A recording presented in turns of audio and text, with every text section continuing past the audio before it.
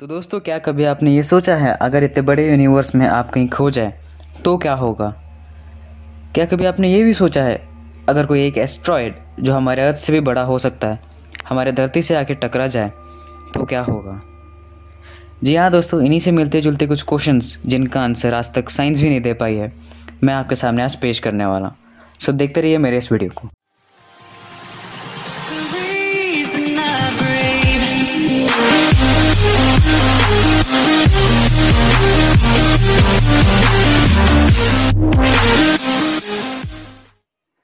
चलते हैं हमारे फर्स्ट मिस्ट्री की तरफ, जो है डिसअपीयर्ड एक्सोप्लैनेट। जी हाँ दोस्तों, एक्सोप्लैनेट वो प्लैनेट होते हैं जो हमारे सोलर सिस्टम के बाहर के या हमारे गैलेक्सी के बाहर के प्लैनेट्स को बिलोंग करते हैं। ये मेनली कोई दूसरे सोलर सिस्टम से या कोई दूसरी गैलेक्सी को भी बिलोंग कर सकते हैं। सो आज मैं जो केस आपको बताने वाला हूँ ये नासा के साथ हुआ था। 2014 में अचानक एक एक्सोप्लैनेट गायब हो जाता है। एक्सोप्लैनेट का नाम फॉर्मलहॉल्ट बी दिया गया। ये एक्सोप्लैनेट हमारे अर्थ से 25 लाइट ईयर्स दूर था। ये नासा के हबल टेलीस्कोप से पहला एक्सोप्लैनेट डिस्कवर था।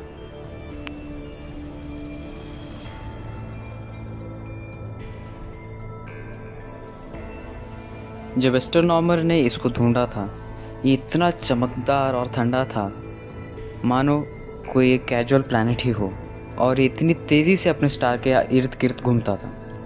लेकिन 10 साल के अंदर ही अचानक से ये प्लैनेट मालूम नहीं किधर चला गया।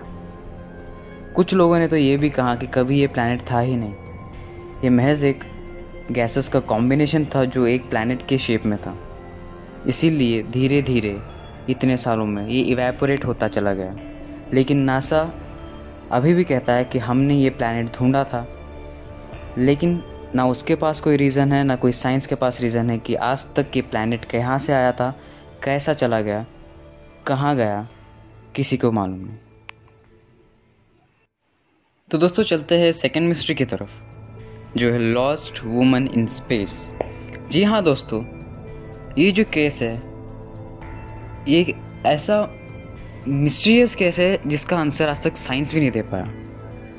एक दिन दो इटालियन ब्रदर जिनका काम स्पेस स्टेशन में बाहर की या कोई अननोन सिग्नल्स को ट्रैक करना और उनको डिकोड करना था, अचानक नवंबर 1963 को उनके पास एक ऐसा सिग्नल आया जिन्हें देख के वो हैरान हो गए।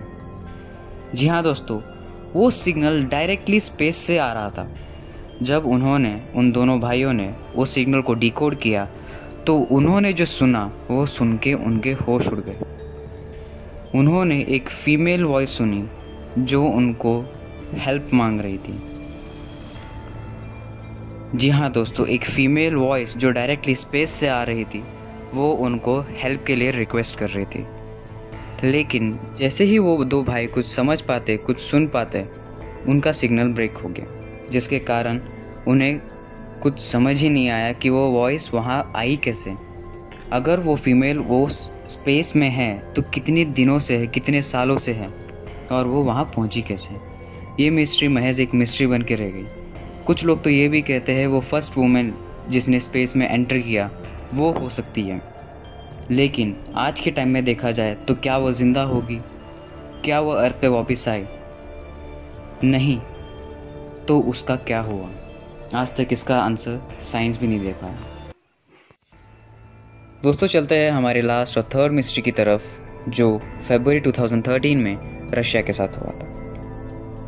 ये एक ऐसी बात है जिसकी वजह से रशिया हमेशा के लिए वर्ल्ड मैप से वैनिश हो चुका होता था।